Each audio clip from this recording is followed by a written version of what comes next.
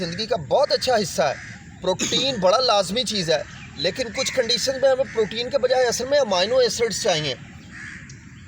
Amino acids जो हैं वो बॉडी के लिए बड़े हल्के हैं, बड़े लाइट हैं और बड़े फ़ायदे वाले हैं।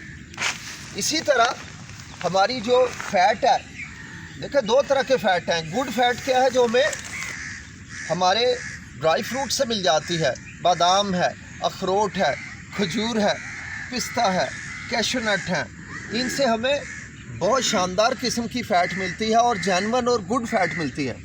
लेकिन हमें वो फैट जो किसी फैक्ट्री ने बनाई है, समझिए वो फैट हर सूरत आपके लिए नुकसानदेह है, जिसमें क्या शामिल है, बाज़ार का तेल, बाज़ार का घी, बाज़ार के मायोनीज़ और बाज़ार के मार्जरीन, मक्खन और ब्ला ब्ला ब्ला ब्ला, ये सारे बैड फैट्स हैं। प्लीज़ इनसे खुद भी बचिए और अपने प्यारों को भी चाहिए। ये बेसिक चीज़ें हैं। और घुप अंधेरे में सोने की आदत डाल लीजिए, आप अल्लाह की रहमत से ना सिर्फ कैंसर से इंशाअल्लाह लाजमी तौर पे बचे रहेंगे, बल्कि आप हर डिजीज़ से बचे रहेंगे। और एक सबसे बड़ी